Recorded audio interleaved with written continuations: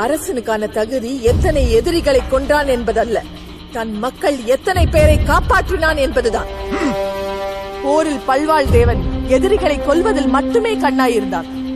ஆனால் பாகுபலி ஒரு கையால் எதிரிகளை கொன்றான், இன்னொரு கையால் நம் மக்களை காப்பாற்றினான். அதுதான் ஒரு வீரனுக்கும் அரசனுக்கும் உள்ள வேறுபாடு. 100 பேரை கொல்பவனை வீரன் என்பர், ஒற்றை உயிரை காத்தாலும் அவனை கடவுள் என்பர். பாகுபலி மகிழ்வதியின் அரசனாக ஒரு நன்னாளில் முடிசூட்டப்படுவான்.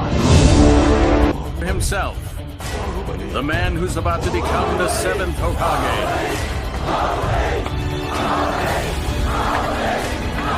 The man you all know, Naruto Uzumaki.